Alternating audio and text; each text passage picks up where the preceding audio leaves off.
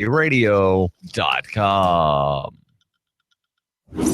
Buying a burger might start taking a bite out of your wallet. Meat prices skyrocketed this week after the place that makes the meat revealed that the cow smashing machine is all beefed up. This machine has beef way up in it. The basher, the meat collector, even the main meat hole, all of it. Lousy with beef. The cow smashing machine is an integral part of the meat making process, taking whole big cows into one end, with all different meats falling out the other. Supermarket chains warn that unless we start smashing cows again soon, we could face a serious beef shortage. The beef industry is working hard to unclog the cow smasher, but says it could take several days or even weeks to scoop all the beef that's crammed up in there. Until it's fixed, meat-hungry Americans can take solace in the fact that the chicken grinder is working at full capacity, just completely tearing up all those chickens, and the pig machine is porking out hardcore. Up next, bluesmen find a rising trend of their babies done leaving on that their old devil train. This is the Onion News Network.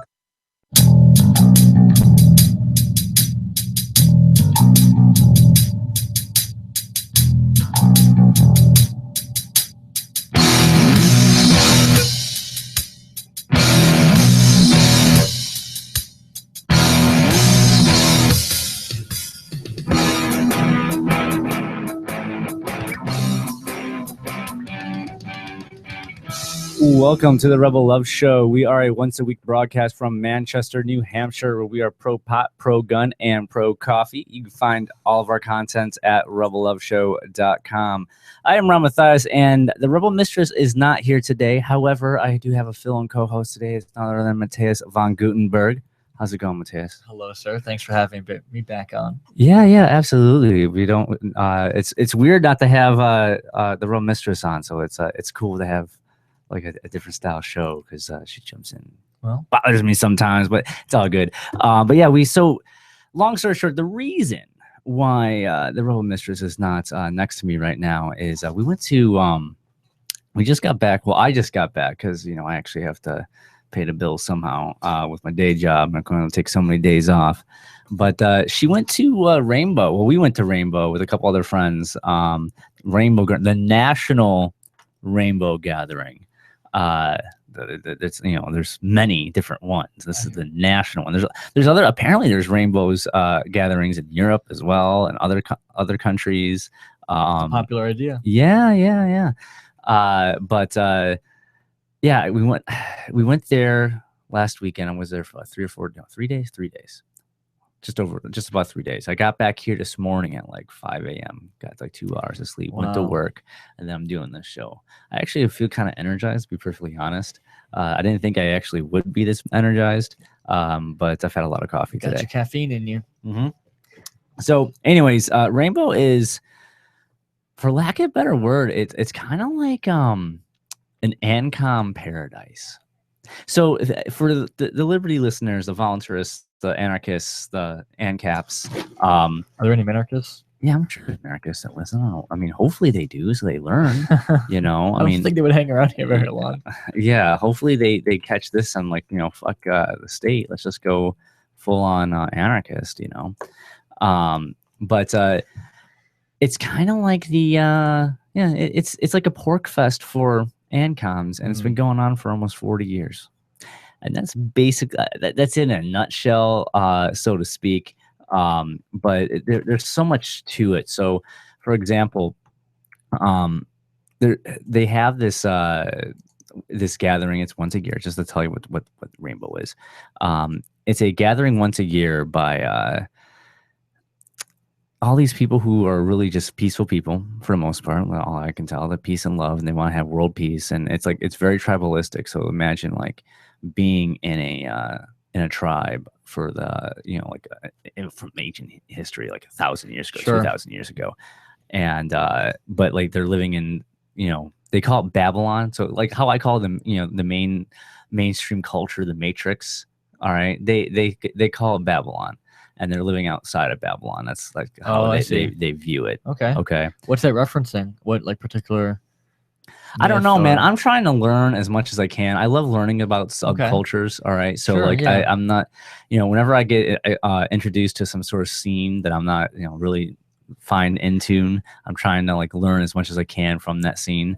Liberty scene, poly scene. Now it's gonna be the Ancom scene, the festival scene, EDM scene, festival scene. Yeah. Like, there's subcultures.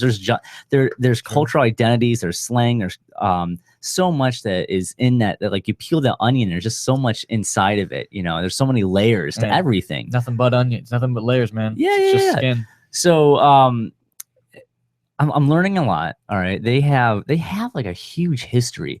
So like for example, they have this Ancom version of the Free State Chronicles. I don't know if you know what the Free State Chronicles is. Not really. Okay, so one thing with many liberty projects that have come and usually always go is it's a great idea. Someone should do that. And this has been like talk of the Free State Chronicles has been something that's been talked about for years. I remember going to a meeting at the Quill with like it's one of Will Kostrick's projects that just never came up. Normally he's good at stuff like that, but everyone, you know, doesn't hit a home run.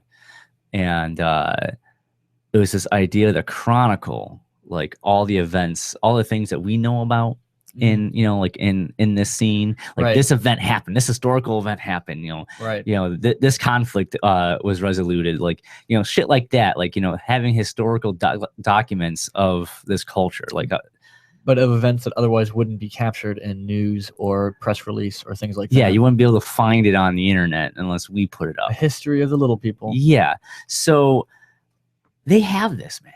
They have this. They have this these documents. So like you go to these different kitchens. Oh my God, there's kitchens. They have the documents. They have the documents. But like you go to these different camps. I'll talk about kitchens in a bit. But there's these publications or like magazines and stuff like that. But they have like historical stuff that happened throughout, you know, to people of the tribe during the gathering and after. So like wedding announcements, kid announcements, deaths in the family. Gotcha. Who got arrested, diaries, court battles. There's a bunch of fucking activists in this scene too. More on the obviously the Ancom side, they got their own activists in this field as well. Right. So like I've heard, you know, I heard multiple conversations, different activist scenes and stuff, and you can actually in these in their Free State Chronicles, like there's like, you know, mentions of like this person was battling this for activism or something along those lines, or this protest happened, blah blah blah blah blah. And it's fascinating to see because like that's like one step up. I'm viewing it from like the eyes of like a porcupine. I'm like, okay, I recognize this. I recognize that. This is like a much older, but it's older culture. A much older imagine if we're middle-aged at this point. Imagine if we were on year 40 of Porkfest. Yeah, right. Exactly. Right. Okay. 27 more years. Yeah. Imagine twice as much as we've already ever had. And imagine existed. Instead of there being like, you know, like 1,500 or 1,000 people at Porkfest, imagine like that got up to the like 5, 10, 20,000. Like I've been doing research on Rainbow and they talk about like some of these gatherings that get like 10, 20,000 people. Wow. All right. From around the country. Like I was walking through like all the cars that were parked there. And I swear there were so many Western plates, like Idaho, Montana, California, Colorado, the Nebraska is like, there is and cars from all over the place. All right. And they drove all the way out here to go live in the woods for a couple of weeks. Interesting. So how long is it? It's a couple of weeks? Yeah, it's technically a week.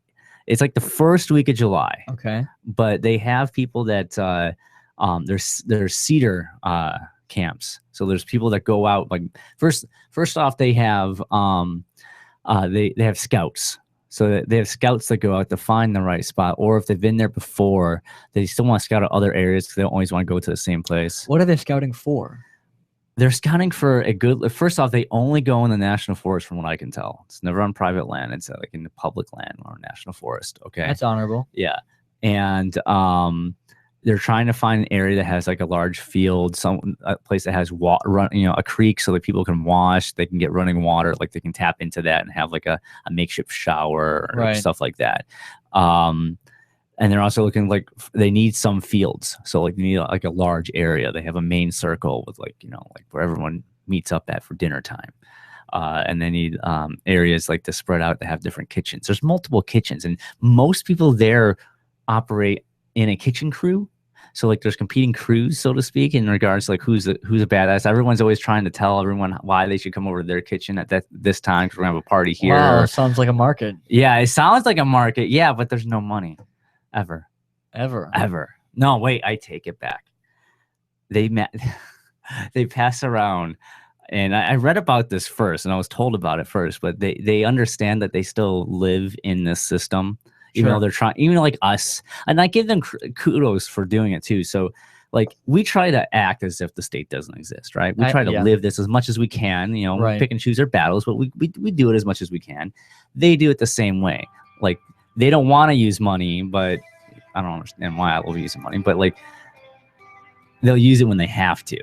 Right, but they get to live their vision in their little place right now. Yeah.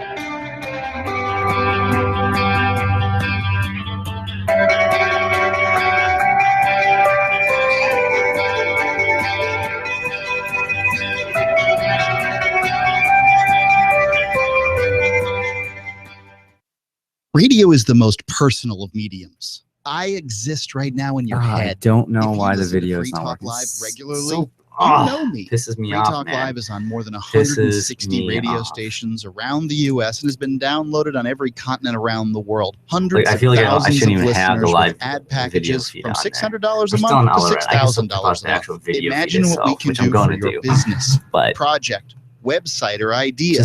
Email me, Mark at freetalklive.com.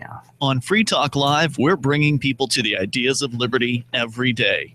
From wrestling superstars like Glenn Jacobs. You guys really are having an impact, I believe. Like I said, a lot of where I am now is due to listening to Free Talk Live. You changed my mind on some very important issues years ago. To random people tuning in on the radio. I was kind of stuck in the left-right paradigm. I heard your show by chance on a Saturday night. From there, I went on doing the Free State Project and become an amplifier. So, I mean, that's really the reason why I amped is because I know that if it wasn't for you guys being on as many stations as you are, I never would have found the ideas of liberty. Your amp will directly change more lives by getting Free Talk Live in front of people looking for talk radio online and on the air. When you amp Free Talk Live, you get perks like access to the AMP-only Facebook group and AMP podcast. Visit amp.freetalklive.com. Now that you've found the Liberty Radio Network at LRN.FM, you may want to help expose others to our great programs. To assist you in doing so, you'll find resources at promote.lrn.fm, including details on how to get a free bumper sticker, quarter-page flyers you can print out and distribute, banners for your website, as well as files that will allow you to make your own custom banners and graphics. Visit promote.lrn.fm and help bring new listeners to the Liberty Radio Network. That's promote.lrn.fm. Every once in a while, you get information that's worth changing your life for. This is one such time. You can save up to and beyond 25% on all purchases at Amazon. You probably heard of Bitcoin and just not thought much about it. You certainly know that you can get competitive pricing at Amazon, but now you can get a 25% discount on nearly everything you need to live. I've just given you a huge raise, and all you have to do is claim it. You go to saveitpurse.com and open an account. Do this right now. Don't wait. Then you fund the account with Bitcoin. I know this sounds unbelievable, but at my house, we saved as much as 45% off of a new item on Amazon. This information is worth you changing the way you do things. Go to saveitpurse.com right now, get signed up, and cash in on the huge raise I'm offering you. 15 to 25% off of everything at Amazon through saveitpurse.com. It's saveatpurse.com. LRN.FM is proud to announce our official listening apps for Android and iOS devices. Now you can easily tune into our streams anywhere, anytime on your smartphone or tablet. Just visit apps.lrn.fm or search for LRN.FM in the Android or Apple app stores. Please download, rate us 5 stars, then share the link on your social media and let your friends and family know how you're listening to LRN.FM. Download it now, free, at apps.lrn.fm. This Your Family Today tip is brought to you by Nestle Toll House Refrigerated Cookie Dough. Who would you bake some love for? Find fun and easy baking ideas at tollhouse.com. Kids love doing arts and crafts projects, especially when you join in. Try channeling all that artistic energy into the kitchen and bake up some creative treats together. Think of your art supplies as the frosting, sprinkles, and decorating gels, and use cookies or cupcakes as your canvas. For more tips like these, visit us at parenthood.com/yourfamilytoday. Oh, hey. Do you love Twitter? Make sure you favorite the LRN.FM Twitter account so you can receive our tweets at twitter.lrn.fm. That's twitter.lrn.fm.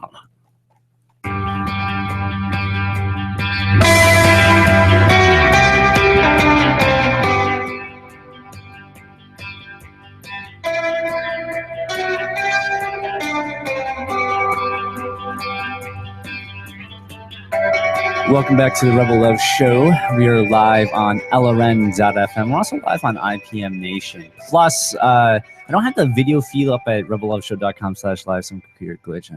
I'm too lazy to fix it. So I'll have the video out on the YouTube channel at some point, but I'm not going to actually have a live feed for it. But we are live on LRN, and you can Skype in. Skype username Rebel Love Show. If you have any questions or want to chit chat with us, hit us up. And we're talking about Rainbow Gathering, which is going on right now in Vermont. And I think it's like the 39th or 40th one, something like that. And I'm kind of describing my my experience there because it's so anarchist. At the same time, it's completely communist. Like it's so communist. And like the difference is it's being in an ANCOM world. Like I literally, it's like pulling yourself out of like one echo chamber and putting yourself in another one, so to speak. Right. It's a whole different paradigm. Oh yeah. Everything's different. All your normal intuitions about right and wrong, about social propriety, about norms, about what people like or don't like. My money's not good there. Your money isn't. Money isn't good. They don't see the value of your Bitcoin. They don't want your Bitcoin. Oh, you're not willing to give up your Bitcoin. I understand. I wouldn't give it up either. All right. Yeah, that's true. I might spend some of my Ethereum, but I'm not going to spend any of my Bitcoin. But no one there would have a wallet.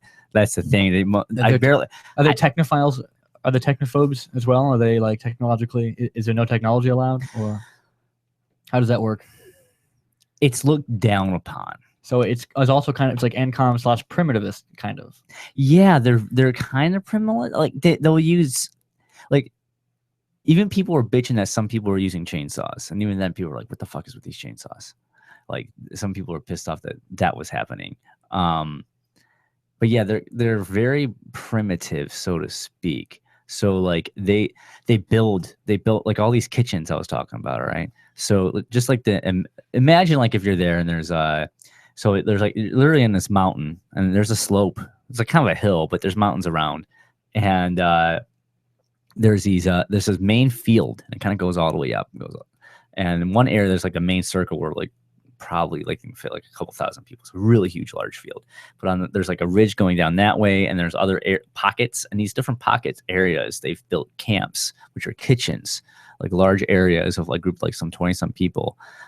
Whenever I walk into one of these areas, and most of them they build they'll build like a stove. They'll build a whole huge stove out of mud and rocks. Put fire in there. They'll have metal grates, and like they build their own ovens. Wow. All right. Out of the ground. Mud bricks. Yeah, man. They're building all these like kitchen things and like building like digging into the ground and like building like sitting areas for you to sit on, like around fire pits and stuff for people to chill out in. Like they put a lot of time and effort into like building these things. Like that's what I was talking about earlier. They have cedar camps to go in to set everything up and kind of establish trails between each area and stuff like that. Like they're organized in that regard. So I'm wondering, so that's interesting. Would it be fair to say that your contributions in that sense act as your kind of social capital, like a social currency? Yes. Is that a similar comparison? I would say a couple things. Okay. Donation, karma, like people, it's all about, how in the volunteers world, reputation means everything, right? Sure. For the most part, like that's in every world. Everywhere you go, reputation means something. Right. But for them, there's definitely a reputation in if you help out, if you donate food to kitchens and stuff like that. Like if you bring food like from the outside world, like here's a bunch of bread, here's a bunch of cheese, or here's a bunch of onions, or like one of the kitchens when I go back, I want to bring some coffee. I don't bring like a huge, it might just be Folgers, but it's gonna be like a huge fucking like barrel. Yeah, like here's some coffee. I brought some coffee. Shitty coffee for everyone. Hey, like. Well, I'm sorry, that's not fair. There's no dunks out there. As we drink it. I love dunks, man. Don't be knocking the dunks. It's better than Folgers. It's one of the few things I get to pick on. So I can make Folgers taste delicious. But yeah, I know. The dunks. It's everyone has to have one of your vice. vice. It's my vice, man. It's victimless. I agree. I'd rather be drinking Dunks coffee as you drink a Dunks. I'd rather be drinking Dunks coffee than smoking cigarettes. I agree. Like a 10-pack, a whole pack of cigarettes a day. I agree. Like it's water and coffee beans, right? Man. And I used to get on people for smoking cigarettes, and I would say things that were kind of pejorative about cigarettes, cancer sticks or whatever. Yeah. But that's a little bit too serious. With this coffee thing, I know it's just stupid and silly, and that makes it easier to make fun of you about because it's not like threat to your health or something. I'm all in favor. Unless it is, but I'm not against the idea of fat shaming, or in regards to coffee shaming. Like it's like something that's coffee not shaming. Well, I'm a coffee snob, but I know Dunk's not like great coffee. I just like it. I know it's not great, but I like it. I like the taste of it. I like the idea. I just like it. I understand. There's no rational justification. You just like it. I just like it, man. Let's go back to the rainbow gathering topic. Yeah. So these kitchens, you donate food, you get reputation points, social points. So maybe basically, currency, you get the way it works from what I gather is it's basically karma. Like everyone remembers. Do they use like labor notes? No. Labor hours, anything like that? No. Have they ever thought of the idea? Have they ever Have they thought about? Because there's some Who socialists. knows? There might be debates. Maybe they have like some sort of like because that might be like in between enough where it's like money so that you can distribute things easily, but it's also like represents real resources and not like some fractionalized banks collateralized fucking debt bullshit. I get that. From what I have seen, that it's not been the case. But who knows? Maybe they have some sort of like federalist, anti-federalist papers that they had huge debates about. Maybe of whether or not they should have labor notes or something like that. That'd be interesting. But throw Nick Ford in there. I figured when I ran into Nick Ford there, man, he seems like he'd be all down for that. I actually did run into. So who did you run into? You were telling me about this off the air a little bit. Yeah. Well, I ran into a couple people. So celebrity wise, I guess you can say Luke Radowski. Celebritarian. He's a celebritarian. He's a huge celebritarian. Sure. The founder of We Are Change. How do they feel about him? Is he well known? Is he popular? Is he how is he? I don't know if he's that like well a hero known of their community as well. No, I would not say he's a hero in that community. I wouldn't say he's a hero in the liberty community. He's a hero in the truther movement.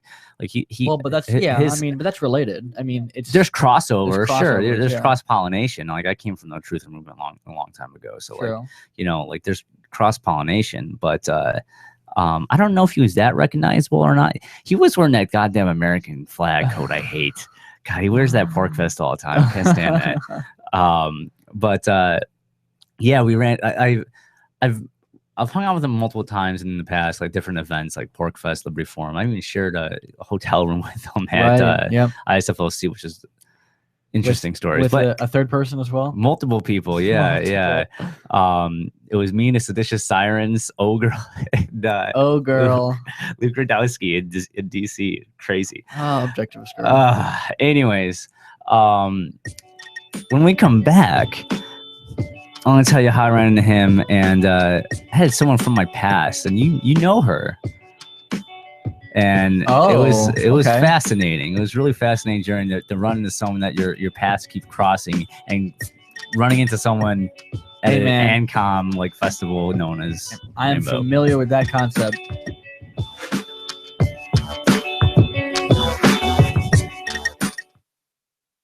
Money, power, and respect are all yours at creditsuccesssecretsrevealed.com. Be seen as an industry leader.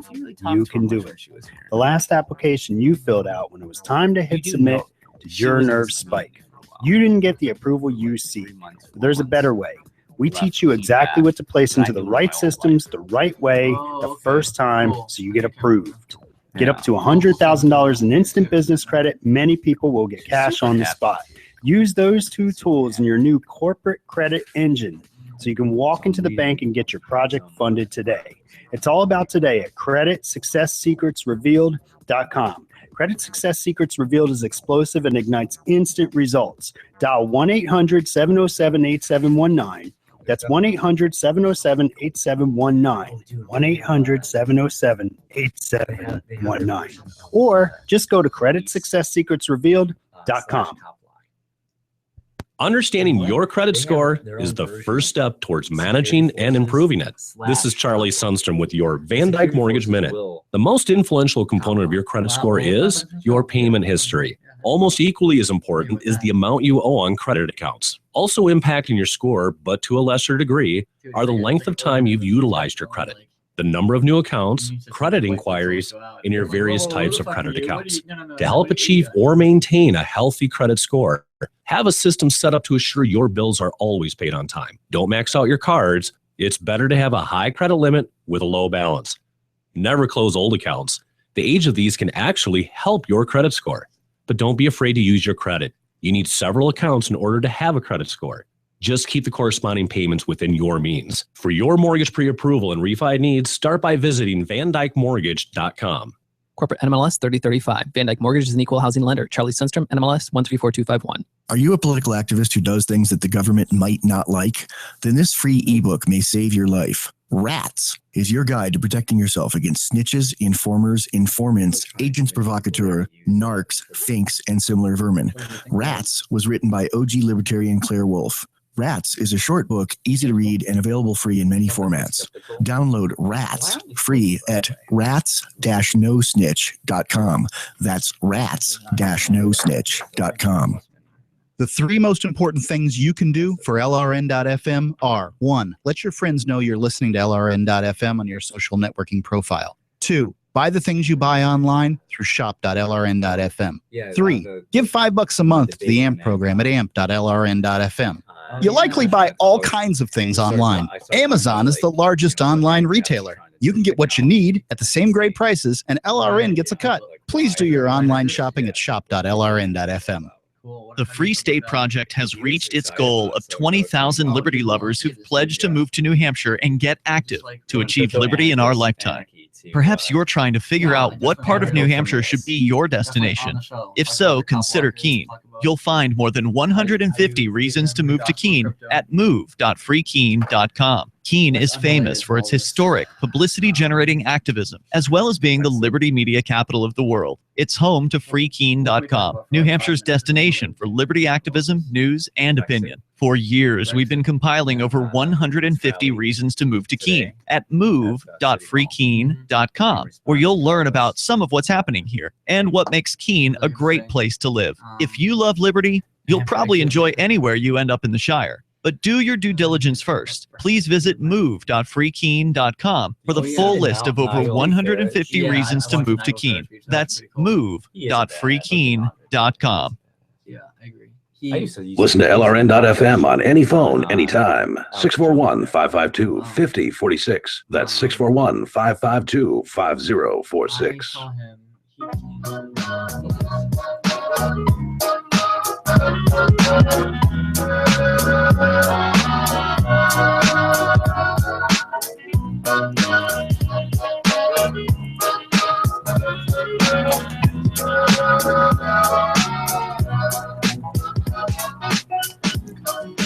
Welcome back to the Rebel Love Show. We are not live on rebelloveshow.com/live because I'm too lazy, but it'll be up there eventually. All of our content is up there. Go download the podcast, like us on Facebook, all that jazz. So I was talking about, again, Rainbow Gathering, and there's so many similarities to the Porkfest community, the Porcupine community, the Libertarian community, and like these ANCOMs. So they first off, we were talking about during the break, but I have like a whole list of like similarities that are in both communities. Both communities, Rainbow Gathering and like the Liberty World in New Hampshire, super culty. Would you be wrong? Well, would you say that this community is somewhat culty in some of the things that we do? I won't say it's culty. I'll say welcome home. I'll say welcome home. I won't say it's culty. I'll say there's a culture. Okay. And I'll say that it's insular. Yes. Echo chamber, insular. Yes. Yeah. Culty just has an extra all bad right, sound. I'm to being it. mean. I'm being facetious. Like, yeah. All right. I support it. I'm not bashing it in any way, shape, I know, or form. but I love we don't need any more of that shit. Home. So they say welcome home to everyone. Yeah. They have like signs that say you participate in you drink the Kool-Aid willingly. Yeah, you drink the Kool-Aid. Absolutely. Of course. You gotta die. Look, if you're gonna learn about a people, you gotta embrace the culture. I agree. All right. You gotta jump in fucking Rome. Yeah, be a Roman, man. You know?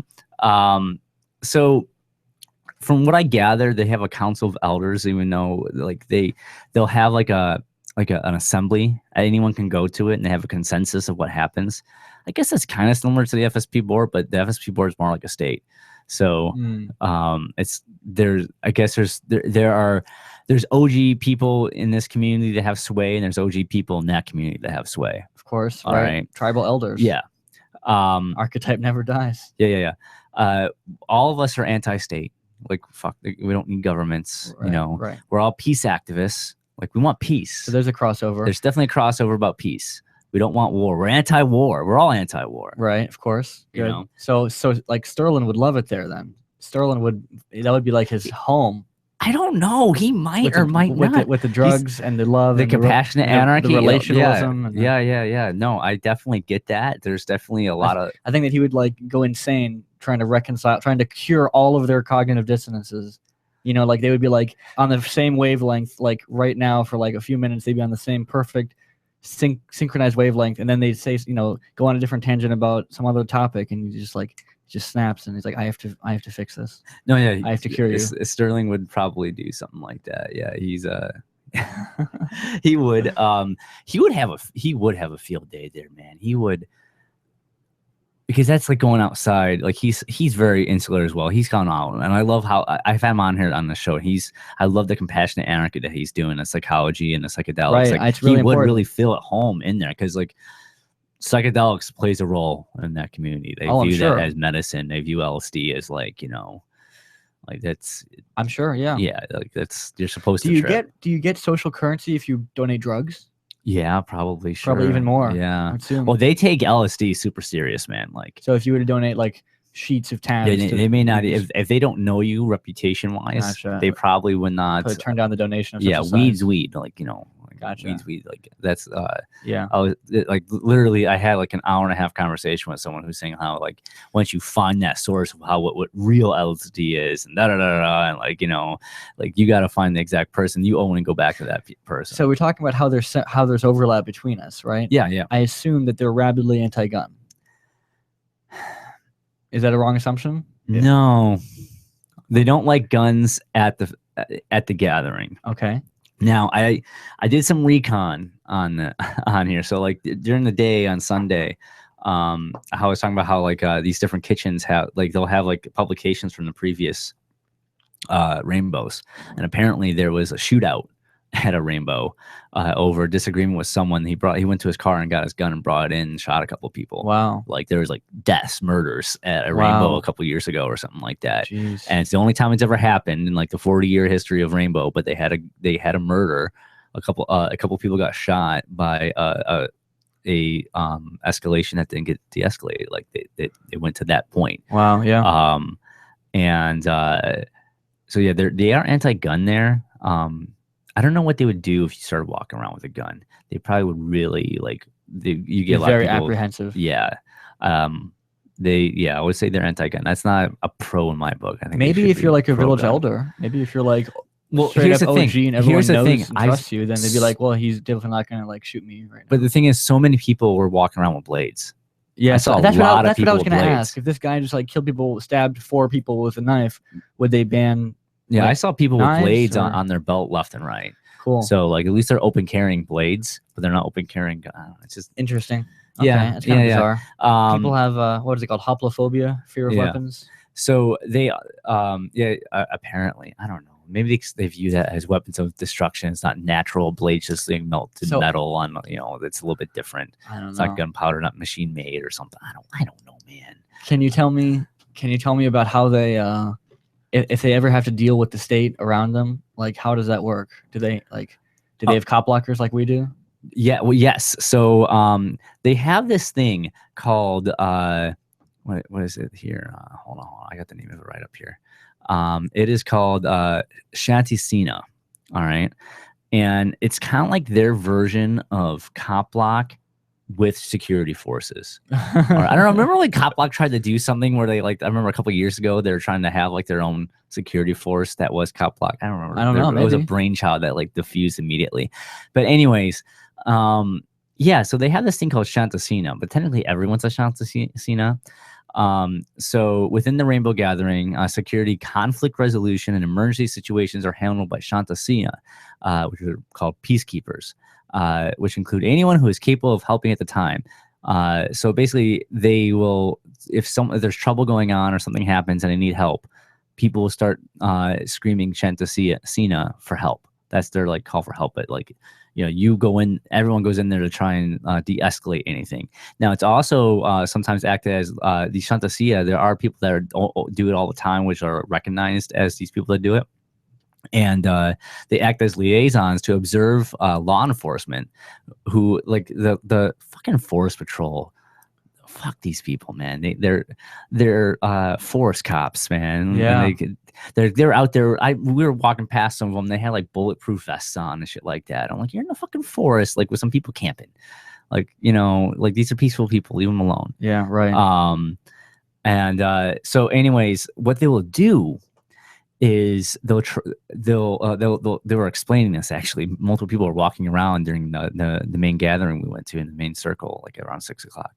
And apparently there's been reports of law enforcement walking through the encampments. All right.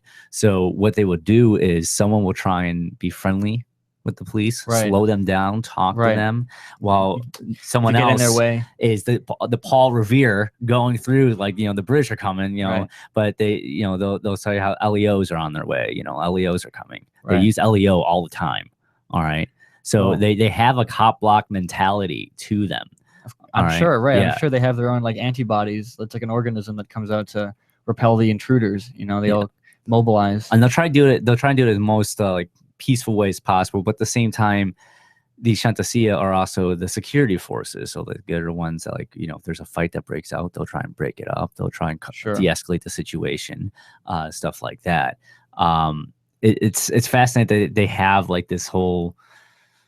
They have their own self-policing. So like, kind of like, not when someone wrongs someone here in this community, people like make it known. And we have, at the same time, there's mediators. I'm sure they have a mediators thing, but this is kind of like that, but not really. But I'm sure there's probably something that I'm not even aware of, that there is mediators there.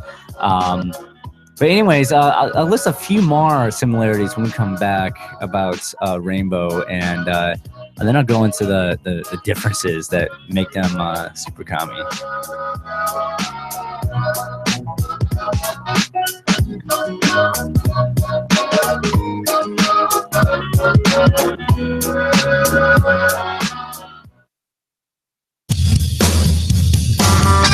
This is Michael Dean from the Freedom Fiends radio show. I've run websites since 1996 and have used over a dozen web hosts in that time. AgoristHosting.com is the only one that hasn't broken my heart. Agorist Hosting's uptime and service is stellar, and their TDOS mitigation is the best I've seen. That's important because if you tell the truth in this world, you'll ruffle feathers. And some people will try dirty tricks to silence your voice. No matter what the haters hit us with, Agorist Hosting keeps our websites online. If you have a mission-critical commercial presence or a world-changing activism site, you cannot tolerate any tomfoolery. So go with AgoristHosting.com. And if you want to get your foot in the door with decentralized marketplaces, Agorist Hosting is now offering open bazaar hosting. Go to agoristhosting.com, click on the button that says Get Hosted. Agorist Hosting, that's AGORIST hosting.com. This is your Roberts & Roberts Brokerage Daily Precious Metals Update. In early trading Tuesday, gold is $10 lower. Did I tell you what I'm doing? $15 per ounce. And silver is even at $17.82. I told myself I want to make a Bitcoin is currently trading at $645 US. Roberts & Roberts Brokerage has been helping clients buying and selling precious metals for nearly 40 years. For more we always information, Snapchat give us each a other, call but at like I'm doing a little bit 800-874-9760, more. Just saying, or hey, what's visit going us on? online at That's what my day's like. rrbi.co. Just so she has something to watch. Did you know you can get news updates about what's happening with the Liberty Radio Network delivered You in have the way Wi-Fi you where? prefer? You can sign up for our email updates at updates.lrn.fm. Plus, you can stay in the loop by joining our Facebook profile at facebook.lrn.fm or follow us at Twitter at twitter.lrn.fm. It's all free, so sign up now at updates.lrn.fm for news updates delivered to your email box, facebook.lrn.fm to follow our Facebook page, and twitter.lrn.fm to receive our tweets. The only internet I get is Recently, either, like, LRN.FM kicked off its 2016 satellite fundraiser. This year, we're hoping to expand our international free-to-air satellite coverage to include Europe, the Middle East, and North Africa. Our current satellite coverage includes North America, Central America, and Sub-Saharan Africa. This year, the Indiegogo-based fundraiser is going to be promoted via a Head Talker. It's a website that allows you to sign up to join in a social media blast to promote something. Sign up now at share.lrn.fm via your preferred social media, and then on Independence Day, July 4th, the Head Talker will post to your social media accounts about our fundraiser. We've set a goal of 200 people. Will you be one of them? Now, of course, you can go donate to the fundraiser right now at fund.lrn.fm. But even if you can't afford to help, you can definitely add your social media reach to the Head Talker. So please do. Go to share.lrn.fm. That's share.lrn.fm. Imagine someone in your community getting in their car, turning on the radio, and hearing the Liberty Radio Network. You can make that vision a reality with your own micro radio station. Visit broadcast.lrn.fm to learn how you can put our programs on the air in your area. You can have LRN.FM running around the clock, and you can even add in your own local shows. Building a radio station is simple, but programming isn't. That's where LRN.FM comes in. Learn more at broadcast.lrn.fm. That's broadcast.lrn.fm. If you want to move to the free state and you're looking for some real estate. Oof. I think we've all had enough of that jingle, don't you? If you're going to invest in property in New Hampshire, it just makes sense to support a Liberty-friendly realtor. Call Mark Warden of Team Porcupine Real Estate for investment property or rentals in the Free State. Or visit his website. Come on, you know it. PorcupineRealEstate.com. If you enjoy LRN.FM, please contribute to your favorite shows via their websites and become an amplifier at amp.lrn.fm. That's amp.lrn.fm.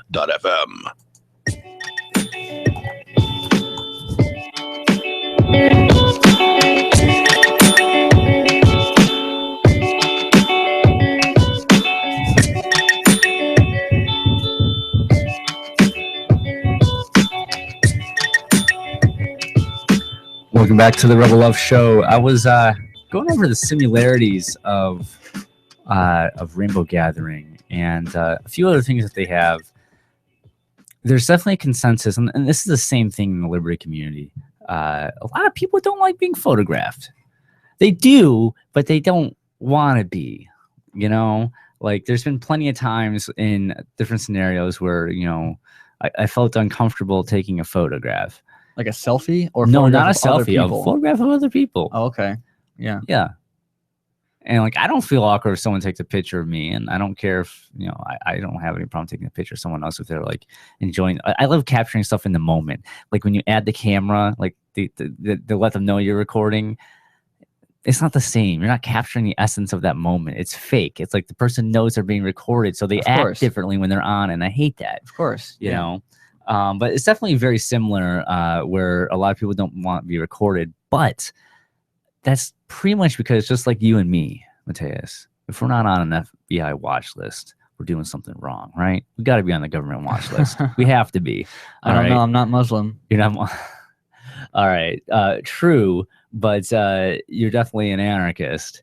Pretty much any anarchist that's open about it has to be on. I assume so. Yeah, I would assume they're on some sort of watch list or something like that. I assume so. And like they have a whole other activist scene. They're more of the violent maybe not violent activists. I don't know, but they're definitely in that whole other area of activism. And you know, there's probably people that have warrants out for their arrest or something like that. So they definitely have a strong expectation of privacy. Yes. Well, it's weird. Privacy in regards to like that, but at the same time, everything's so tribal and like everything. Well, yeah, there's not, maybe they just want to live this world and not have record of it after the fact. Maybe they don't want. Well, they want a record, but they don't want their record. Oh, and also another huge comparison. They go by their own names. Like names they chose. There's so many people. Look at the Facebook and look at all the Liberty people on there. Right. They all have their own names. They all go by something different. All the Freemans of the world. Right. So like they have that same thing. So like people go by unique names. Like Lost Boy or or I don't know, a bunch of weird names. I can't even think of them off the top of my head. But yeah, they have that. So that's a very similar thing as well. But differences though, they're kind of anti-technology. And I was having this conversation with this ANCOM, and we got to this point where I was trying to convince him about what ANCAPs have really done and why they support different things that help end the state. Did he know what an ANCAP was? Oh yeah, do they all know that? Oh yeah, they're making ANCAP jokes. Oh okay. Yeah. Do they know you were ANCAP? Yeah, no, I told him I told him I'm voluntarist.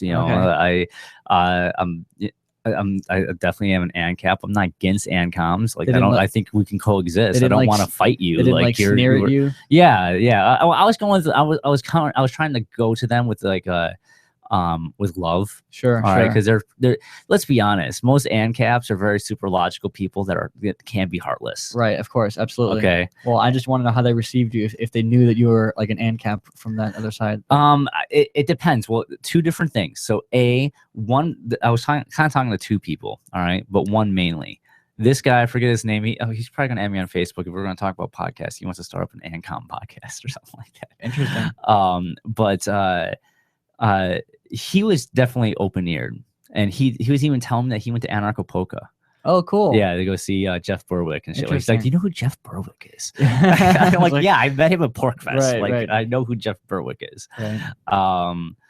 And like he said, yeah, I keep an open mind. I'm definitely an ANCOM, and I'm definitely against property rights and capitalist way of living. Blah blah blah. I'm like, okay, but we can agree on peace and love and shit like that, and so I tried to approach him with like, all right, these are what I'm coming from. So like how like ANCOMs use technology, and like talking about like why we support cryptocurrencies and like what the whole purpose of the blockchain is. Like it's we're using technology to take away things that the state monopolizes and controls and decentralize it, and remove the need for, even in a statist world, for there to be a state, because we can have other things like operating outside of that. I was talking about how like besides just the blockchain, like using Ethereum and like having contracts and like building businesses and stuff like that. How do they feel about contracts? The idea of contracts. We didn't really get much into I know contract there's like some theory. left libertarians that like really are completely against contracts. The idea of why would they be against contracts? It's an agreement between two human beings, and you're just writing it down to like, and you I don't know. I don't know exactly what their rationale is. I just know that some people hold the idea that maybe contracts become null and void, with certain environmental conditions, or whatever. I don't know, but anyway. Yeah, no, I don't. We're talking about this conversation you had with this. Yeah. So with this guy, like we got to the point where we're talking about like besides just cryptocurrencies, I was like, first off, besides like this blockchain stuff, are you guys using encryption for your communications? Like, especially if you're activists, like are you really doing this all over Facebook Messenger? And like he's like, yeah, man, like it's damn, like what's Signal? I was like, what about Telegram? Do you use Telegram? Like I used to use Telegram or something. He's right. Like, what the fuck's Telegram? Yeah. I'm like, dude, come on, man. Like, man, we just had a conversation about why people, like, this is one of the guys that's telling me about like why people don't want to be photographed because they're on like FBI watch list. Like, I'm like, I can relate. The headquarters of the station that we're on was raided by the fucking FBI. Like I can relate, and like you should really be using encryption. Encryption is like a condom. It's like, be safe. It's like like if they're even if they are watching you. Make them work for it. You know, Right. make them have to do a little extra work to break the encryption on like a text message you sent about how you're going to go get a coffee. Maybe to break that encryption requires using $25,000 more company resources, and they have to wait another year for budget to whatever. It's like You never know. These Yeah, bureaucracies yeah. fucking are slow as shit. You know. Yeah. And any And- obstacles you can throw on their way is just going to help you. And it's like they get like the whole you know, sustainable living thing better than we do. You know, there's a lot of sustainable living people in this community. Right. But we get technology so much better. Yeah. Like we understand the value of it, how it's going to change the world. We had a conversation about post-scarcity. All right. And he embraces a post-scarcity world, but his vision of a post-scarcity world and my vision of a post-scarcity world are completely different. Right. Like his yeah. Well, I'm sure they'll both exist. You know, they can both exist at different places. True. You don't need to have one vision occupy the whole globe. Yeah. You know, I that's why I say like this whole ANCOM thing is funny to me, because I identify, if you can put it that way, as an anarchist without adjectives. So I'm just an anarchist as it is. And I believe in, you know, decentralized power structures, federated power structures, you know, the individual, as much autonomy as possible, so on and so forth. And so the ANCAP way of living, you know, your vision of the post-scarcity I wouldn't even say I am post-scarcity is just like, I'm sorry, I didn't mean to paint you with Yeah, that. I really wouldn't say I'm the an difference of the two types of post-scarcity. Well, you know, one doesn't have to reign over the other. It's like, I think that there'll be a mosaic of different types of anarchist societies, all obeying different types of norms and property rules and social expectations and some religions. You know, why whatever, can't they you know? coexist? You know, that's the thing. Well, because let it be voluntary interactions between individuals. If they want to be in that tribe, they want to operate like that. The state doesn't let them make the rules. The state doesn't let them defend themselves. Yeah, I know. So yeah, we had this like a lot of these similarities. We got into the point where we're talking about I was talking about non-aggression principle. We're literally in this kitchen, like sitting down on the ground. Didn't know about that? A little bit, but you know, we got to a point where he would advocate using violence to take property that, you know, needs to be, you know, given to the people that need it. Sure. And you know, I'm kind of like, well, doesn't that kind of make, if you start using violence against other people, doesn't that betray the peace and love part? Yeah, and on top of that, like you're the moment you start using violence to get what you want, you become the state. You're acting like the state. Like, yeah, sure. And you're an anarchist. Like, you can't act like the state and not be the state. Yeah. Either you are or you aren't. If you start dictating who gets what and how to live your life and what to do, yeah, you're no better than the state. You know what's interesting? There's a thinker that I like a lot called Roderick Long. He's a professor of philosophy at Auburn University down in Alabama, and he has, you know, is a left libertarian. I would say just grouply classify him as, just for the sake of it. And he has some interesting thoughts on how you can have external kind of property rights and have this kind of mutualistic, socialistic arrangements that arise from that. Well, there has to be a way we all can coexist, you know, survive with our ANCOM friends and like, not fight each other. Correct.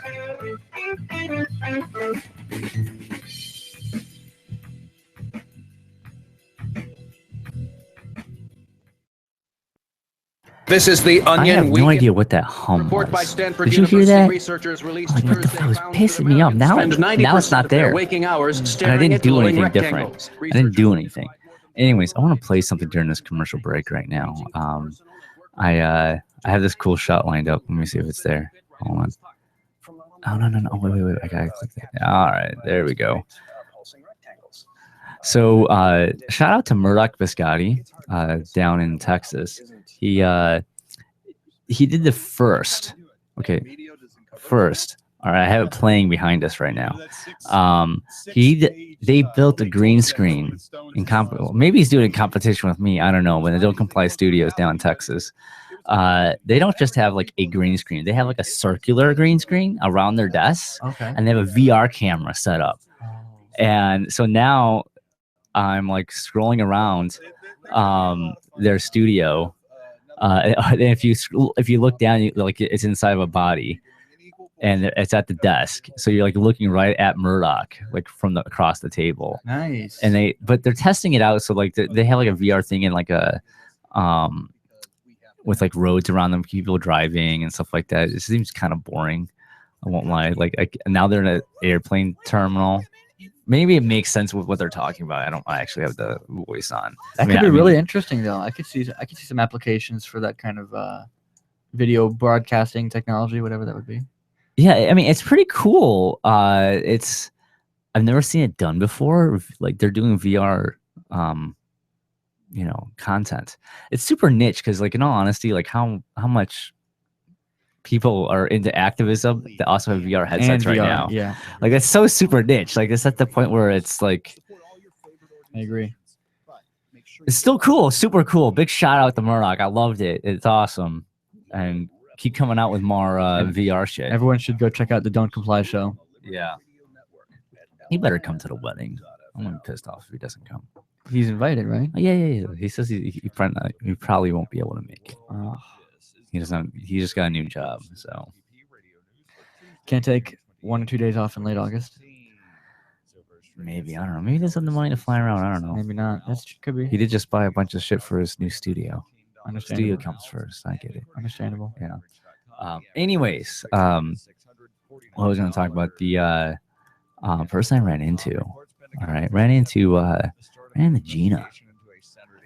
I don't know if you remember her, aka Alana. I do. Yeah. So like back in the day, I hired her at the job I used to work. Right. All right. In Chicago. All right. And then she popped up here. I'm like, oh, hey, how's it going? Like, she started her journey. Right. Left, came back for like a month, I think, or something like that, then left again. And her travels took her all the way to like to California. Wow. All right. She actually got a pretty decent job out there, and then like felt the urge to keep going. Somehow found Rainbow out there, went to like Oregon Rainbow, and then traveled with that Oregon Rainbow or something like that to Vermont. And I ran into her at a campsite. Wow. Yeah. Holy shit. Yeah. She is completely different and changed. Like her personality is so much happier. Like she just seems like a happy person. Like it's like she was vibratingly shining. Wow. Like, completely different. Interesting. Yeah. And like we caught up for like an hour, like by the one of my hands were like no longer like throbbing from like drumming for like 3 hours. Yeah. I caught up with her at the drum circle and like talked to her for like an hour or so. Like catching up on like what the fuck has happened to you over the last couple of years, like where did your journey take you? It was really weird to like bump into that person. Now I'm thinking like, who else am I gonna bump into at this thing? Right. Yeah. Like from a past life. Like again, like we both recognize where we came from that point too, how we're so different people. I have some friends from a long time ago that I know go to Rainbow, and it would be interesting to coordinate with them and do something like that. Dude, you should come out for a day, man. Come out. Are you working Monday? Yeah, I work Monday through Friday. Even the 4th of July? Oh, on the 4th. Oh no, I'm not. Why don't you come with me? I'm leaving Sunday night. Come with. All right. And then, well, you have to follow him in your own car or something, man. But like, I'm just saying, go when I go. Stay there all day Monday. And leave late Monday night. Yeah. Spend the day there. I don't have a way to do that. What happened to your car? It's not operational. No, dude, it hasn't been for half a year. I don't keep up with your car, man. Dude, it hasn't. The status hasn't changed for quite a while. But you know what you could do? Talk to Daniel. He's considering doing that. You guys can carpool together. Oh, cool. That'll be fun. Yeah. Yeah. You should just experience it. Like just take it in, have the experience from it, because you're not going to get that many opportunities to experience like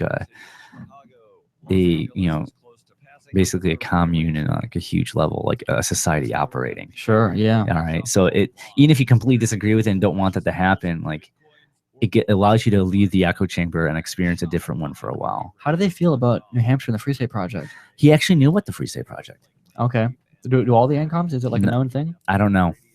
Okay. I don't know. He knew of it, but not much. He like, what's that, like the FSP thing in New Hampshire, Free State something? Right. Like he knew like of it. He knew like terminology of it, but he didn't know of it, which is impressive.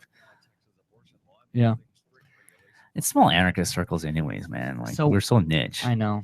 So what? So how did he take to the idea of crypto anarchy? He was open-minded to it. He confessed that like most ANCOMs aren't technologically inclined. Yeah. You know, so it's not to say he's dumb on the matter. It's just, you know, when you're living in the woods all the time, you're not in front of a computer. Right. I agree. Good point. It would be cool if there was some kind of agnostic group, security group that could like secure them with like encryption and they could trust, and it wasn't necessarily like ANCOM group that would do it. But I did try to convince him heavily on. No, I want to bring it back on because we're almost coming out break. I want to bring up what I was recommending. Okay. To this guy. Yeah. Oh, and also they had this. They were super excited about this thing going on, like Turkey or like northern Iraq, with like this anarchist group that's fighting ISIS. Interesting. Like Roga or something like that. I had no knowledge of it. I'm like, I got to look this up then. Yeah. Interesting. They're like they're like an anarchist group that's, you know, fighting for remove ISIS, and then, you know, they have backing from people or something. I don't know. Sweet. Okay. Interesting. They're excited about it. That was like they're like, hoorah stuff. We get excited. We got fucking excited about Liberland, and we got excited about other crazy shit like that. That is true. Yeah. You know, whatever happened to Liberland? It's still going. Is it still a country? Yeah, I think so. It's still going. I don't know how much. I mean, I'm sure it's picked up some momentum. It's matured a little bit, but probably. Hopefully it does. Yeah. See with a telescope at night on the beaches where they can easily be watched by anyone hiding behind a fence wearing their night vision goggles. It's simply disgusting. This is the Onion News Network.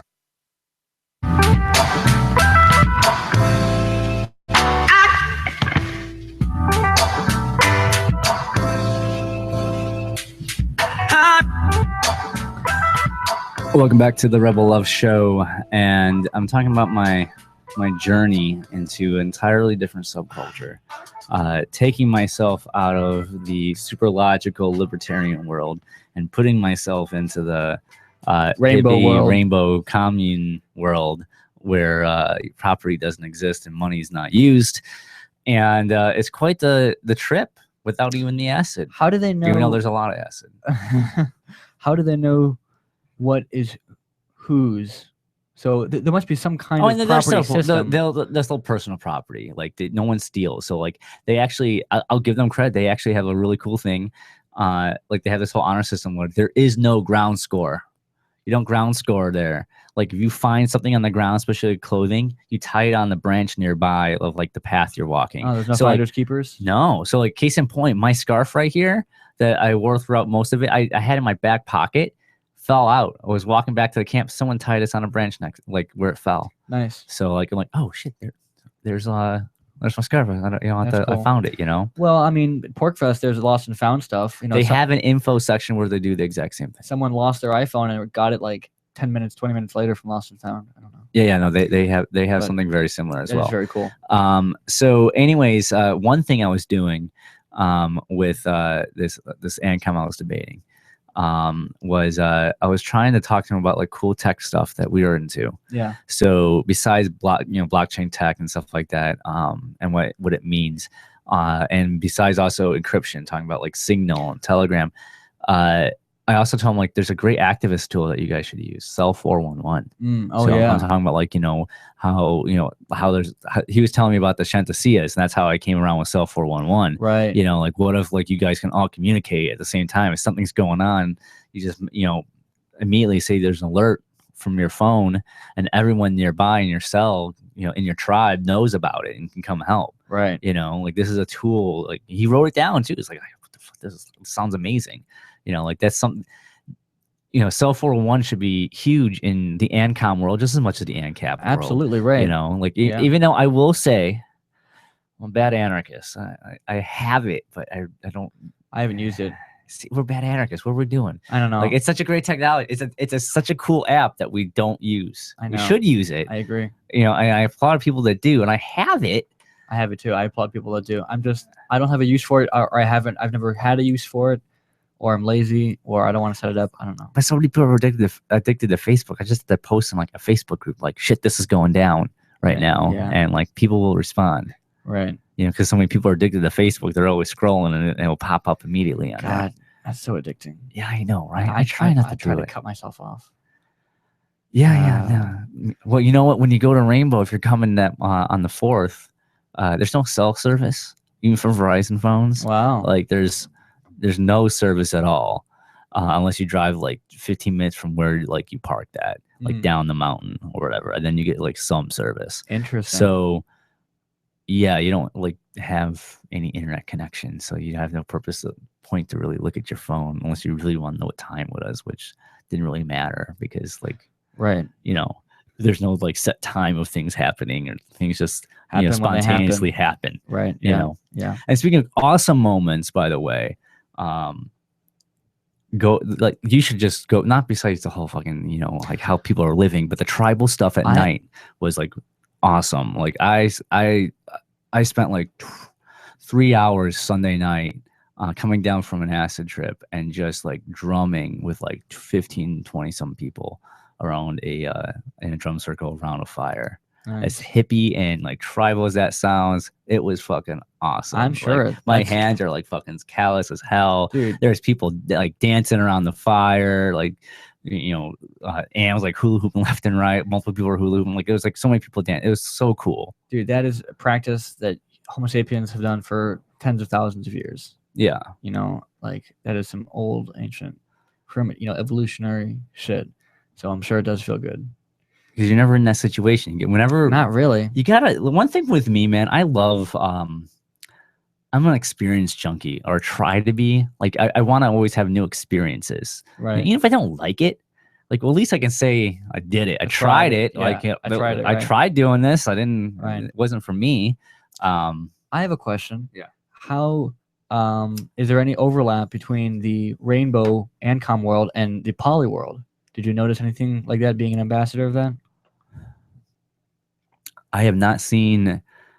I don't know like people that are good enough to know whether they're poly or not. No, I know. I mean, I know people that are there that are poly, but that's pretty much the people I know that went there. Gotcha. So that doesn't really count. I'm assuming it probably is definite. I would imagine that's the case. It seems like it would follow from the lifestyle. Or yeah, they're very like, you know, there's a lot of people like I was listening to debates. It's a sharing society. I was listening to debates of people talking about patriarchy, how like they're like, I can't believe that we still have some sexism and patriarchy here at Rainbow. Oh, I see. You know, like I don't even recognize that stuff. Like, why is these people like give that credit and stuff? Like there's like a big debate that I was listening to of people talking, like how they talking to each other about like things like that. Did someone get misgendered, or did someone get? I don't know. Is there an example? They're saying something they witnessed or something like that, but like it wasn't anything like, you know, definitive. It's just like what they've noticed. Gotcha. Okay. At Rainbow, and I definitely heard people bitching about other people not pulling their weight. Oh, so there definitely is. So talk about that. You got to put in so many hours in the kitchen or something? Or? No. They have a so because they do have a barter system. Well, they have barter. It's not a system. It's just barter. They just barter. They just barter. They just trade so whatever they have they've got on hand. Throughout usually at some point, like in the afternoon, there's a trade circle. All right, where a bunch of people like will bring out their tapestry and they'll have like whatever they're looking to trade, or you know, a bunch of people bring their jewelry and other stuff like the trade. And there's a bunch of people just walking around seeing what they want to trade and do. Now, some people spend hours doing that. Okay. Or if you need like toilet paper or something else, like I'll trade this if you got like some food, or you know, they'll trade. But they're spending a long time doing it. Yeah. Right. It's instead of, you know, foraging or getting firewood or helping build part of the oven, or, you know, prepare food for dinner tonight, they're doing that. Do you think they would accept or trade silver? I mean, Bitcoin would be too esoteric and too abstract and whatever, but silver is at least a resource. It's a valuable, precious metal. I don't think they would never use silver as a currency, but they would definitely trade for something for silver. So, but like if you use those like quarter rounds or an ounce round and it became just widely circulated, people would trade amongst themselves in that distributed kind of way. You know, you should start trading silver there and see what happens. That would be very interesting. Bring some Sons of Liberty mint silver. Yeah. See if you can give silver to someone for like a trinket or something. See if they'll take it. I'll look that up online. That'll be interesting. Yeah, like see if that will be the case. We're offering Bitcoin. Oh, but see, do you accept Bitcoin? That would have to prove the value to Bitcoin to them, and that would just take an enormous amount of time for every single trade. It's very unique, uneconomical. Bitcoin's only a good currency when everyone that you want to trade with it already kind of knows about it. Yeah, that's true. They don't have to be educated about why they should accept this dubious crypto coin thing that someone's foisting on them, whatever, Yeah, no. Not that I foist very often, but well, anyways, you really should you should come out to it, man. Be in ANCOM for a day. Go to ANCAM camp, man. And community. Yeah. Like be Rainbow for one day. Embrace it. Drum it up. Go volunteer at one of the kitchens and dice some potatoes or something. I was just trying to think of if they don't accept money, but they barter. They would barter for things that have real direct value. Right, so you'd want to bring things that are widely popular that would command saleability in that kind of the market, only thing right? they probably wouldn't, and I would imagine they wouldn't accept is if you're bartering with like food. They don't barter with food? No, they wouldn't barter with food or something like. You can't offer food to someone for like their shoes. No, that's if someone needs food or water, like you help them out. When you share. What if there's more need than available? I would say that's the case. Okay. I haven't seen people barter. It's usually like I'll barter this, glove for material good. Material goods. Tangible, right? Yeah, okay. it's something tangible, not a consumption.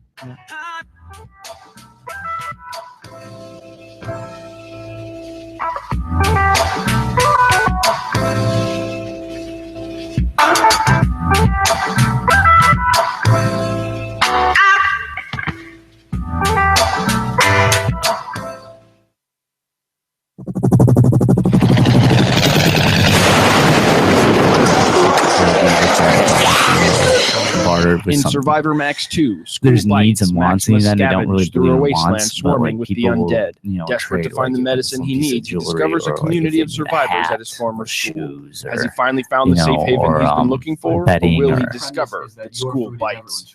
Look for Survivor it's not Max. everyone's food. Like people have their own food supplies in their at tents. SurvivorMax.com. All right, like for like snacks or like if they're gonna have their own breakfast and stuff like that.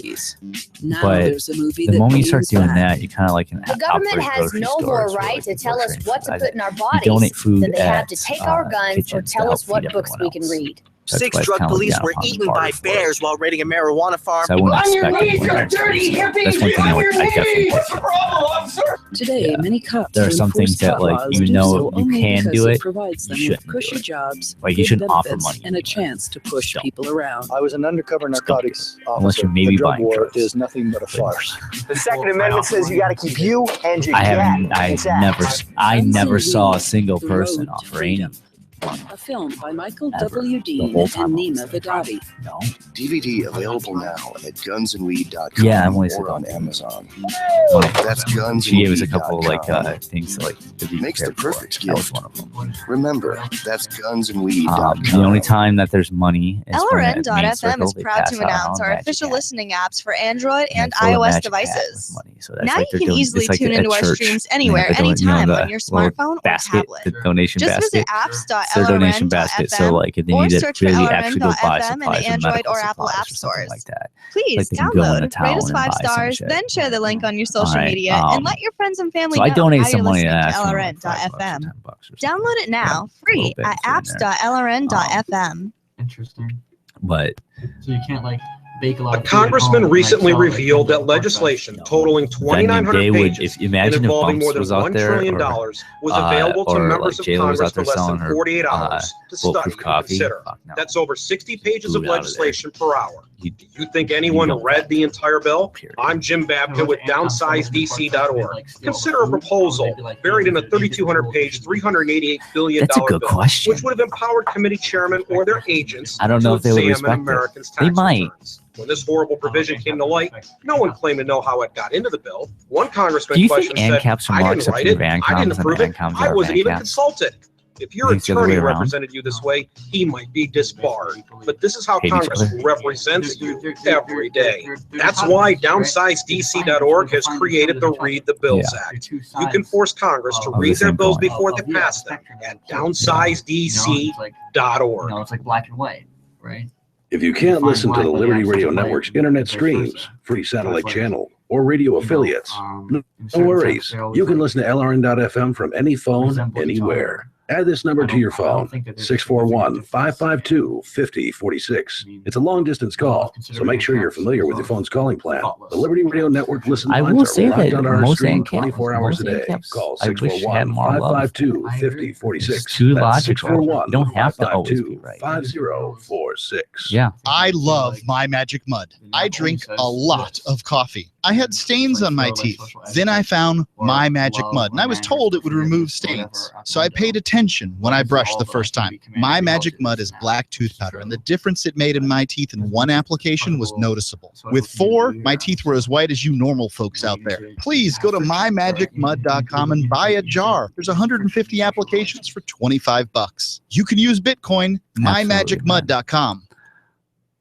You can put the Liberty Radio Network on the air in your area. Visit broadcast.lrn.fm to learn how. Broadcast.lrn.fm.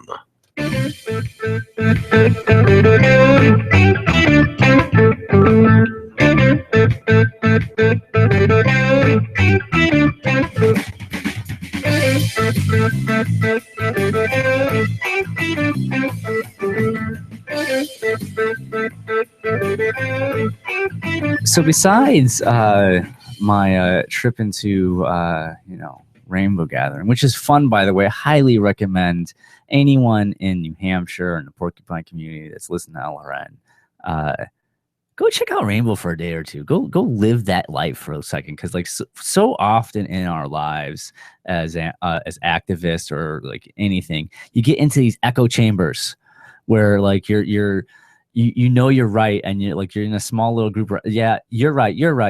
Yeah, we're both right. We're all right and logical. Da, da, da, da. You get into that and you forget that there's, you're such a small niche, and there's a whole world of different opinions and views, and you're going to get locked into that little tiny nugget, right, and not break out. Right. That's so many people get like so hardcore into anarchy that like you're in this. Just don't get locked in that. Right. Go take yourself out. If you go to Rainbow, if you want to experience another type of anarchist experiment, don't try to use money or vend food. Yeah, do not. They hate money, and food is something that is given around. Like everyone eats.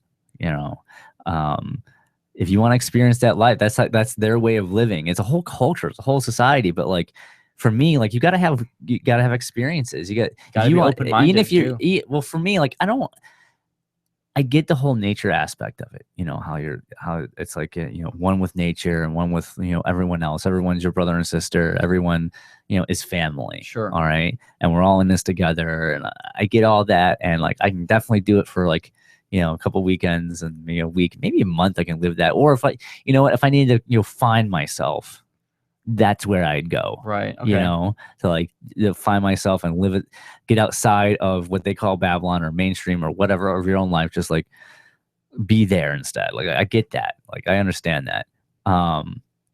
But at the same time, like for us, like you take yourself out. If you get a life experience, take it. Like learn about different subcultures. Go into like see what they take, what you can take from it, what you can not. Right. But at least you have a better understanding of like the if it's opposing thought. Like they definitely have a different view of anarchy than we do. Absolutely. Right. It is just socially different. It's a socially different, and they have a different way of thinking about things. Doesn't mean it's wrong. It's just very different. There's some things that are wrong for the whole property rights issue, but like, but we're talking about like minutia of things. But they're still anarchists. They're like, I don't want to. If we're really going to bring down the state, we need allies. And we're so niche, man. Like we're so niche. Well, everyone's going to play their part in some way. I'm sure the ANCOMs are undermining state legitimacy in certain ways in their own circles, right? Hopefully, at maybe least they're not brainwashed status, at least in that regard. Which one would you say is larger, the ANCOM community online or the ANCAP? Oh, ANCOM by far. Yeah. Oh yeah, it's huge. I give you because it's all Europe too. It's all because libertarian is socialist in Europe. Yeah. It's libertarian socialism, right? It's the kind of Spanish anarchists in the Civil War in the 30s, right? This kind of collectivist, syndicalist type of communal living, right? Noam Chomsky kind of talks about this in his book on anarchism. And that's been the definition, or that's been the commonly accepted view of a libertarian or socialist world. And then only in like 1850 and then 1900 and then like in the preceding decades have like the vision of a kind of market-oriented anarchist society start to form. And it's like that's maybe like 100 years old, 150 years old, and it didn't really gain traction except for here in America with Rothbard and Rothbard's explosion after that. And but as far as a community, as far as a movement, an anarchist subgroup, the ANCAP world, I'll put it, or the market anarchist thing is, I'd say, relatively new. So what would you say is, do you think there needs to be like an outreach to like ANCOMs? Do you think they can be won over? Absolutely. Yeah. Well, I mean, I think that a big help, and also with some of our allies here, some of the ANCAPs here, would be to get them to kind of dissolve these labels, right? Because labels do one thing, which is that they kind of condense a lot of information into something quick so that somebody else can kind of unzip that information in their head, right? When someone tells you they're a Democrat, right? They're not, that's them essentially telling you that they share this long list of details, such as they oppose this policy, they want this policy, they oppose, right? Just generally speaking, or someone says they're an atheist, or someone says that they're a neo-Nazi or whatever. They're describing, that's shorthand, right? For a lot of their whole composition of their views. Yeah. But to do that, but by saying that, by giving someone the shorthand, say, here, I'm an ANCAP, and that's, all these things, you're also boxing yourself in. You can't accept things outside of the fence of ANCAP, because that would not make that would put you in some kind of weird, unlabelable place where you'd have to actually go out on a limb and try to articulate your idiosyncratic view of anarchy, rather than just this fallback of like, oh yeah, I'm an ANCAP, and your preconceived notions will be good enough for understanding what that is. See, like for me, so if these labels get dissolved, or if the ANCOMs stop thinking of themselves as ANCOMs and just anarchists, or as just human beings, or as just whatever, and the ANCAPs do the same thing as well, it's much more likely to find commonality in viewpoints and tactics and attitude and histories and stories, whatever. But just by beginning it as ANCOM versus ANCAP, you're already setting it up as an us versus them type of thing. And that's not inclusive, right? That's not an inclusive mindset. No, I hear you on that. Like so much of us, like I'm probably one to do the same thing. Like we don't. When you get in so many, like when you become like this far down, you've had so many conversations with people. Yeah, all of us have. You always try to when you're going down the rabbit hole, you always want to bring other people down with you. You just don't learn it, and not when you learn something, you want to share it. You want to share it with everyone you know and everyone you love. Like this, this is why we should believe. I believe this. You should too, or like right. You want. Misery loves company, regardless. And you get to this far down, it's like I'm tired of debating. I'm right.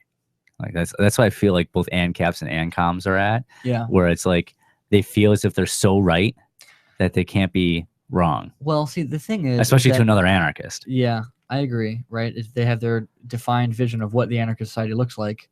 But see, like as far as I'm concerned, I think I understand enough, or I've spoken with people enough of that persuasion, and I have formed a certain kind of understanding of that attitude, where I'm sufficiently comfortable playing that type of role, right? So there was so like when I was in college, a professor of mine who is a Hayekian, right? Classical liberal minarchist kind of guy, would play the role of a Keynesian, or he'd play the role of a monetarist, or he'd play the role of some other school of economic thought. It's for part of his classes, right? And I knew that he didn't believe it. He was an Austrian or whatever, but he was just so skilled at being the defender of these different schools to get us to learn or whatever, right? Mm-hmm. And that allowed him to hold multiple viewpoints in his mind and be able to entertain them, right? And I think that's what anarchists need to do, is be able to entertain multiple visions of what the society could look like, and be willing to adopt yourself to the community that you're in. You gotta get outside of that echo chamber and try and learn what other people's philosophies are. I agree.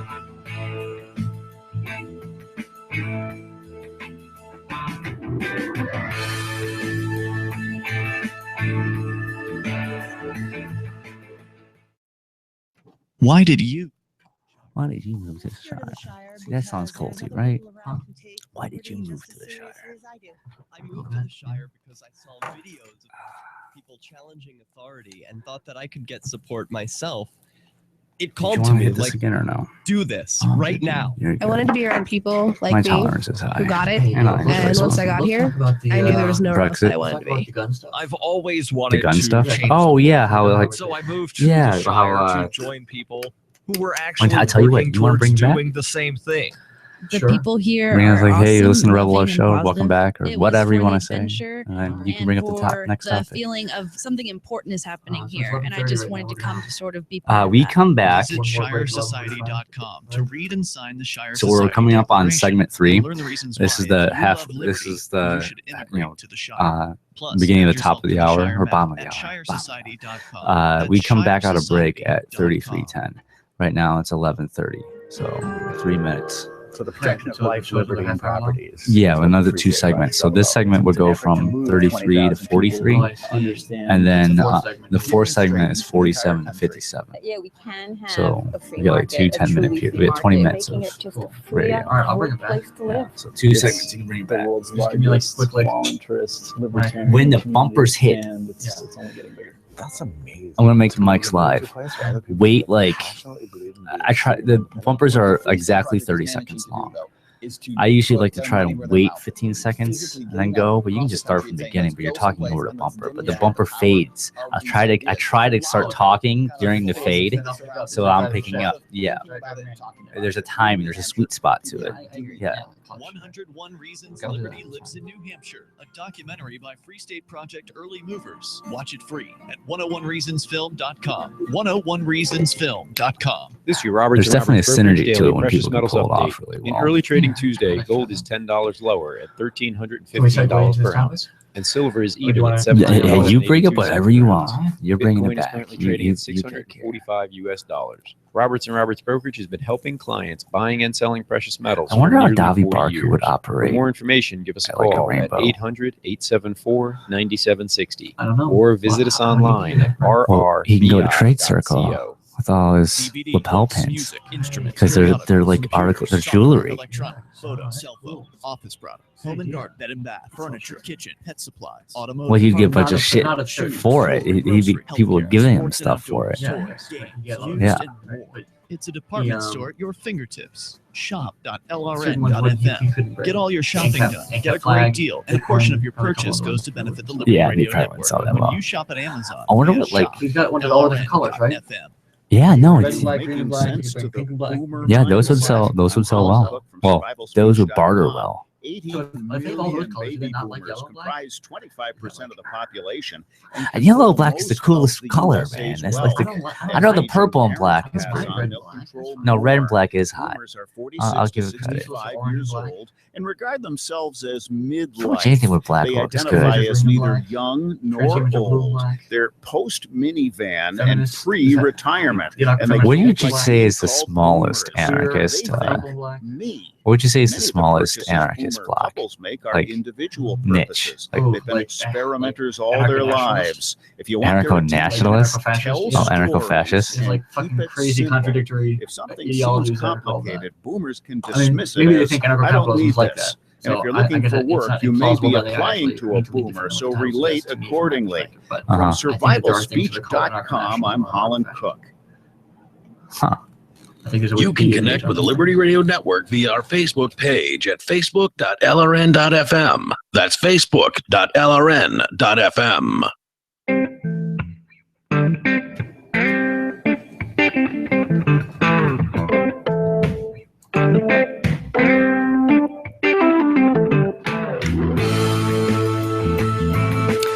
Welcome back to the Rebel Love Show. This is your extemporaneous co-host, Matthias von Gutenberg, tonight, and we are going to continue the show.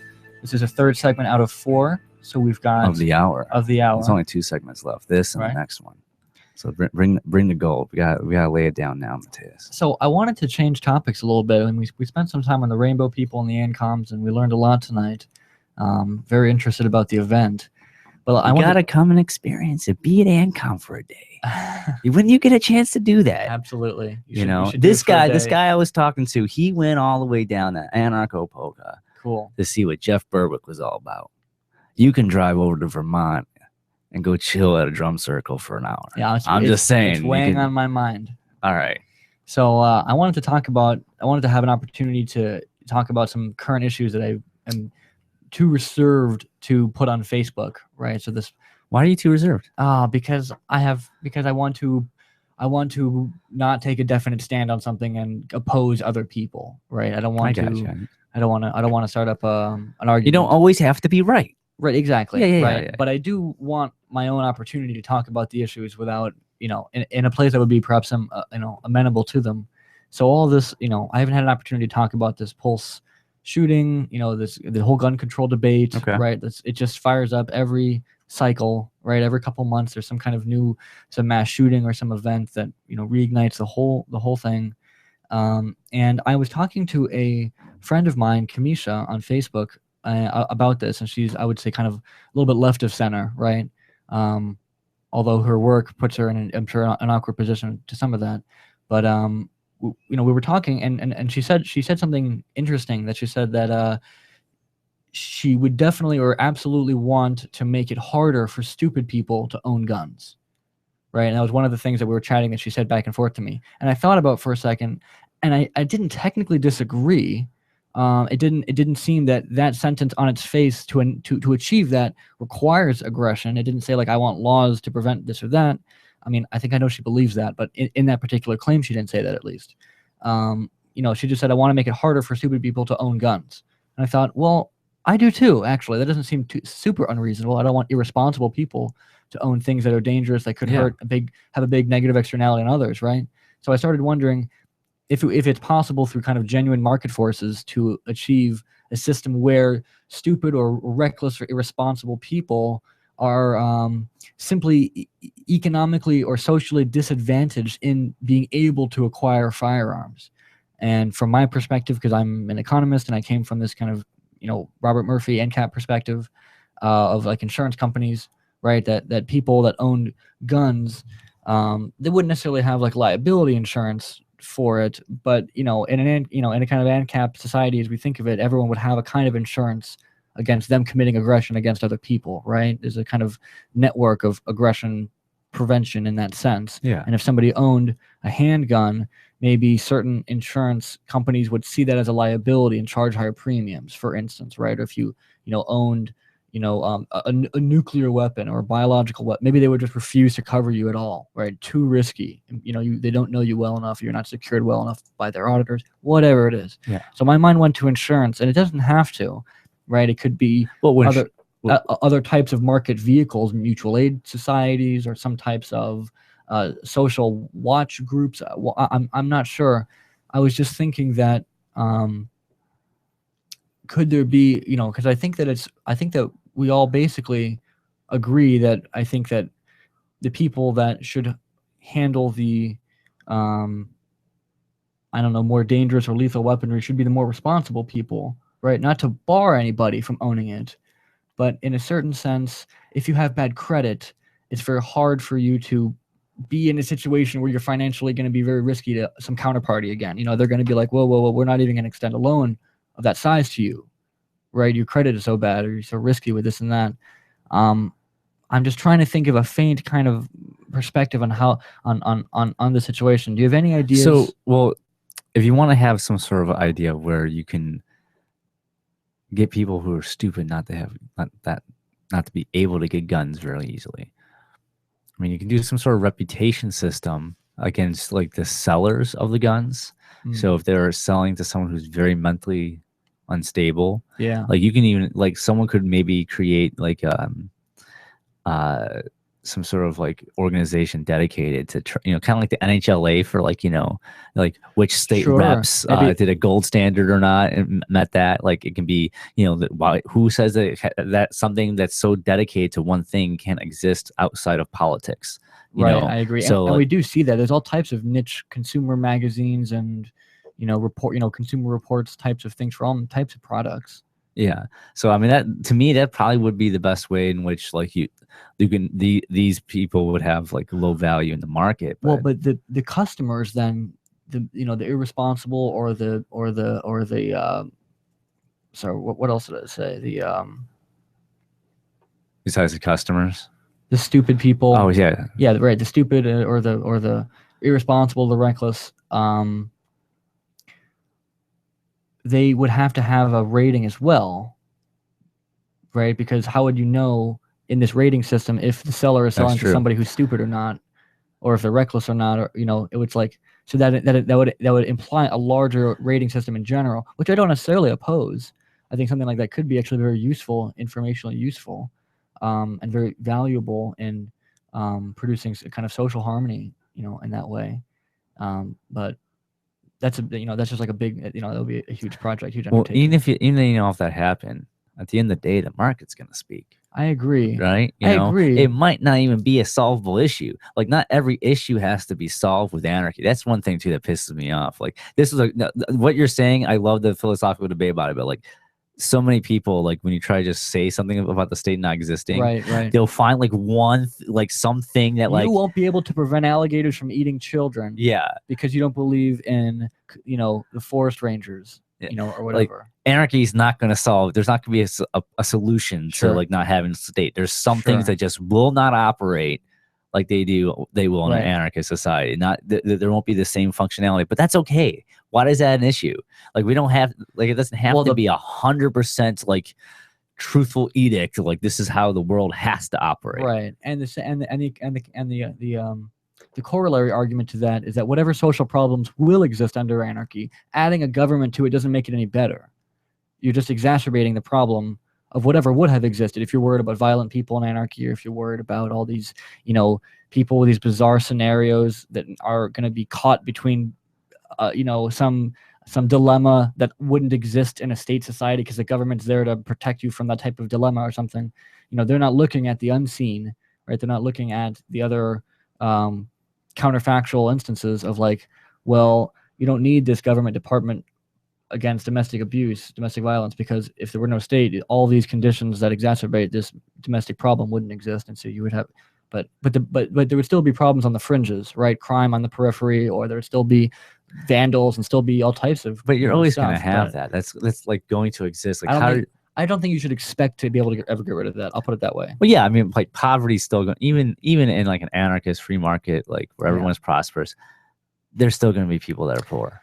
Yeah, right. Even in like an ANCOM world, but there's going to be people that starve. But like, that's going to be a thing. But the reason why it is at any given amount is because of the opposing forces, right? So like, there might be poverty in this kind of anarchist society that's being challenged by the growing wealth of the economy, right? But there's also perhaps other factors that are pushing in the opposite direction, that are entrenching poverty in certain ways or whatever, right? And so it kind of, there's always some kind of moving equilibrium as to what is the poverty rate that is in this like natural human rhythm.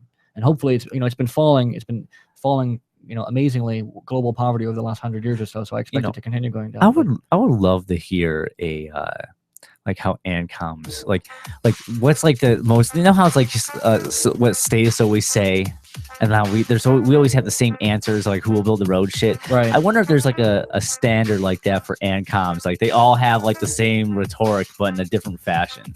Maybe. There has to be. Someone needs to make a YouTube video in the ANCOM world. I would love to watch it. That'd be funny.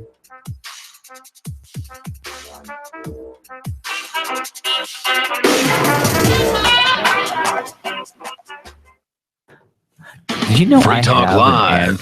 What I find to be particularly amusing is where people are partying and reveling in the streets over the killing of another human being, and they're trying at the same time to act like they're better than everyone else. They're trying at the same time to on one hand they're saying we're the best, America's the best, go USA, go team, everything we do is great. We're not like the rest of those savages around the rest of the world. We're better than the rest of those. There's like a guy that is. But look, you're partying in the streets over a killing just like they did.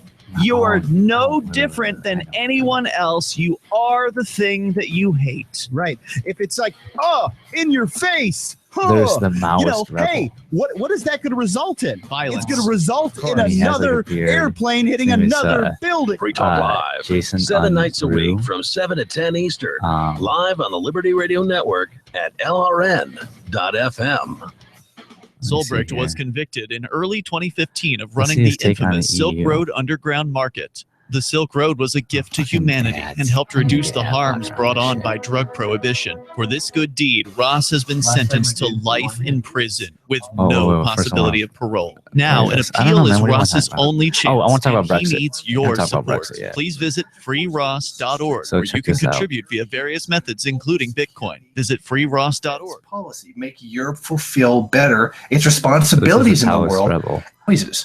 In fact, only a few days removed from the actual vote, they seem to be calling on the EU to form its own military force. Now, here's the statement made by Elmar Brock to the German magazine Die Welt. We need more cooperation in the European defense policy. We need a common military headquarters and a coalition of EU countries acting in accordance with the permanent structural cooperation of the EU treaty. From such a group, an EU army could eventually emerge. Three rules of the EU itself in order to carry out. It's a green screen too. Now, basically, this would try to replace. And he has like a bike to the side. He's wearing glasses. He has a beard. He's literally like doppelganger, dude. In 2003. In other words, they would completely update their entire, essentially, quasi-military treaty. Now, it's obvious that all states do require some form of military presence in order to maintain. It's also kind of self-defense mechanism that basically any state would. I mean, there's no exception in this case. People don't watch 2-hour shows on YouTube. They like. It would also make it much harder for your EU countries to leave the EU if they were. Anyways. Victimless crime spree. Yeah, watch it for free and order the director's cut go DVD. Check out the Maoist Rebel on YouTube. Go see what they're all about. Here's a chance to do a little activism while you're cruising Facebook, Twitter, or Google+. Between the LOL cats, the recipes, the hot girls, the inspirational sunrise memes, Free Talk Live's posts pass by your newsfeed. Like them, comment. It gives us more exposure. If you don't see our posts, click like at facebook.freetalklive.com and hover over it to click get notifications. It's an easy way to spread the ideas of liberty a bit further. I know you're busy, but you can spare that tenth of a calorie it takes to click on something. Facebook.freetalklive.com. So you've signed the Shire Society Declaration and are planning your move to New Hampshire to be around more liberty-oriented people. Next, sign up for the Shire Society Forum at forum.shiresociety.com. There are a bunch of people there who are already in the Shire. Yeah, I don't have time for that. I barely look at. I look at Facebook. I have enough time to look over my friends list. You should also come by the forums. Remember, not everyone uses Facebook. New people are signing up for the Shire Society Forum every month. So drop in and say hello at forum.shiresociety.com. While our satellite channel is free to listen to, it's not free for us. You can help us cover our satellite costs with the chip in on the right side of the page at lrn.fm.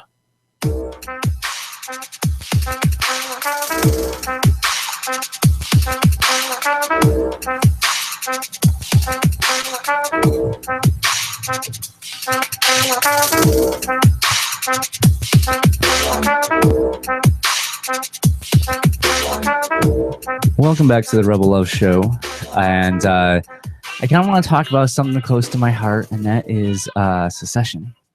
So, for those that don't know, that have been living under a rock, Brexit became a thing. Fucking bye Felicia. Fucking love that. Oh my God. Chris shared that shit, dude. That was I laughed so hard when I saw that meme. I'm like, oh, that was so beautiful. I hate the Queen. It was just like so fucking funny. Right. But no, the British had used their democracy and somehow had a voter referendum and voted to leave a larger government. Right. Called the European Union. That's awesome. Right. Yeah. And I think that was really inspired, that vote by the Scottish trying to leave Britain, maybe. The British hate that, but whatever. But hopefully that can come over here and spill over to other regions, and inspire others. The brush fire, I agree. Spread it far and wide. I think that's one of the main values. I mean, I don't know if Britain's going to become more free because of it. It might become more nationalistic in a certain way, unfortunately. I think it's a great opportunity for all other types of independence movements, of which I think you are a member of one. Yes, I'm a board member for the Foundation for New Hampshire Independence. So it brings me great joy when I see, other independence projects. Yeah, even though they don't have the same, views. I will say Nigel Farage. Yeah, Nigel Farage. Farage, yeah, Farage. That guy rocks. Who really helped push that whole. He's a badass. Go watch a video of him doing like a 7-minute speech at the EU. Yesterday. Yeah, it was beautiful. You're getting booed left and right, and then there's also people like doing a standing ovation in that room. Rips so the like socialist new assholes. Like there are like parts of that EU that are very supportive of the EU breaking up within the EU. So it's fascinating to see that take place. Yeah. But I just hope that inspires so much other movements, not just New Hampshire, but other places around the world that could have smaller governments, to break away. I hope it inspires a Texit, and I hope it inspires, Catalan succession. Yeah. I hope it inspires other types of secession in other countries. Because I'll tell you what, a lot of countries, especially in the Middle East and Asia and so forth, Africa too, are artificial in kind of a deeper sense, in which perhaps you could say the United States is an artificial country, right? The borders are artificial. It's like some of these borders were literally created by Western powers like less than 100 years ago or whatever, And so there's all types of different ethnic groups forced to integrate with each other. And this is a great lesson, I think, from Hans Hoppe. Some people misread him on this, but I think that he talks a lot about forced integration, or where immigrant groups are forced to come in to compete with the current culture, right? And there's destabilization, and the government takes advantage of the destabilization to promote itself, whatever, right? And I think this happens when you enforce certain people within certain countries, and they just fight each other. I think that it'd be more natural for them to have their own country. So I think that the Palestinians should be given their land back, and I think that there can be some settlement with the Jews and the Muslims and the Christians that are in Israel that are Israelis, right? But I think that there should be very clearly defined kind of separate borders for them as kind of an intermediary to kind of statelessness or whatever, right? Of course, I don't support states in and of themselves. But in this situation, I think it's better to have more states rather than one state. I think we agree that a one world government is the catastrophical outcome, is the most anti-libertarian outcome possible. Yeah, the last thing we want is a one world government. Correct. Like the smaller governments, the less people that have more control over things. Here's how I'll put it, because more states could sound bad, but I would say higher density. I want higher state density, because it implies a given territory of Earth. But rather than covered in one state, which has a density of like 1, I want it to be 500 states, right? With packed. They're all little tiny cutouts on the map, and then thousands, and then it would be millions or billions if people come to break it all themselves. The way down to the single individual. That's the dream. So, anyways, Dave Ridley, who I have yet to fucking meet. I have yet to meet Dave Ridley. This has not happened, and it's like. I feel like I'm losing time. He'll become a corrupt Democrat senator, and you'll meet him probably. Maybe. But Dave Ridley of the Ridley Report. You'll meet his business end, I guess. Yeah. He's a big supporter of New Hampshire independence. Yep. All right. And he created the website Nexit. NHexit.com. Go check it out. And he also organized an NHexit event in front of the federal building downtown Manchester. You got some activists out there. I got it here on video. Well, not video, but on the screen. There's Bob Robertson. Oh my God. Yeah, people were cleaning up trash in front of federal building. And they had a bunch of signs saying U.S. out of New Hampshire independence. But he organized the events. He got about a dozen people out there. I wish it was like 50 or 60, but hey, he made an event. Anything's better than nothing. Right. And the Concord Monitor picked it up, so they're talking about it. How Brexit is inspiring people in New Hampshire to support Nexit. So media is talking about it. So if you get picked up by media, you're doing good as an activist. In my book. I agree. And I read that article, and it's not painted as ignorant redneck rubes, anti-foreign, whatever bullshit. Yeah, it's these people consider out of the union with the United States of America. It makes it seem like the article just as possible as Britain leaving the European Union. The article was actually pretty decent. It wasn't like a hit piece. Yeah, exactly. You know, yeah. And I was very supportive of that from the Concord Monitor. But yeah, I would love to see New Hampshire independence, obviously, and everything else. Like see this like whole world, secession movement actually take hold. And I'll talk about independence with like locals whenever I get a chance to. Sometimes, like I did it in Dunks the other day. The other day I was doing it in Dunks. Like these people were talking about like hating the federal government about something. It was something that they're getting grant money for. I was like, have you guys ever thought about independence? And they're like, they're both supportive. It was awesome. Like it was like, but I feel like that's like a streak here. But at the end of the day, like I just want to see.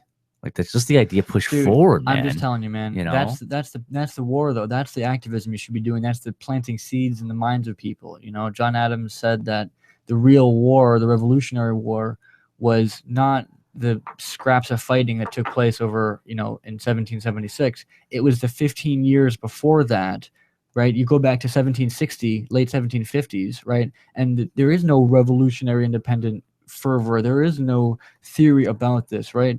They just had the French and Indian War, which is the American equivalent of the 7 Years' War in Europe at the time, right? And over time, Britain starts enacting these taxes and aggressing more and more, and it takes that 15-year period. But they were out there, right, lighting brush fires in the minds of men, and you have Thomas Paine writing during that time, and you have Jefferson writing during that time, and all these different ways of spreading social ideas. It takes about a decade and a half, and then you have the critical mass for what they did, and that was roughly about a third of the population back in those days. Yeah, I mean the way they did media, because it was all books. It was town crier and little pamphlets. Yeah, and hand cranked flatbed presses. the war information. That's when the war information started. And it's incredible to see where it's gone. Like how stuff like this, like with trying to convey the message to other people, because we talk about like other shit, but at the end of the day we're activists and we're trying to change the world. And I try to use a medium like this to like portray that and like show that like you're trying everyone does their own thing, right? No, I think it's very valuable. I think this reaches a lot of ears, and I think that you're reaching people outside of the state, and I think that people know you when they move here. I mean, I've been there physically. People have identified you at Porkfest and at the Quill. I was like, oh my god, you're the Volunteers Rebel, or you're whatever. No, I rarely ever get recognized as that, but I did at Liberty Forum. Someone like shouted that. Yeah. I'm like, what? I got that like 8 Shire years. I don't even know what that is anymore. Right, but what you're doing is, you're doing that for, so getting movers here is its own, or not getting movers, what you're doing, but you're reaching people outside of the state, convincing them or persuading them that this is a place for them and their attitude, that there are badass people here doing cool stuff and having good lives and experimenting and that, and so forth. And that is a very profound type of activism, I think. And I think that reaching people locally and speaking in your friend circles and speaking in your acquaintance, or where you're a customer, leaving little seeds like that, if it's about, independence, or if it's about police brutality, or if it's about, money, banks, if it's about Uber, if whatever the fuck, whatever the topic is, you can use it and push in a certain direction. And, a lot of people do that. And that's how you have cultural movements and cultural waves, change. I hear you completely. I love the form. I love the form of podcasts, just because, it opens up the world to like. I'm a podcast junkie, so I listen to all different kinds of podcasts, and it really opens the door for like anyone to reach other people on the same like topics that you enjoy and stuff like that. But you can reach so many people that you never like. It'll tie people together. You never have to be in the same room, but we can convey messages to each other, and it's beautiful. Anyways, where can they find you, Mathias? You can't find me. I'm the expert crypto anarchist. You can find me at rebelloveshow.com. Go subscribe to us on iTunes and Stitcher. Peace, guys. Peace out.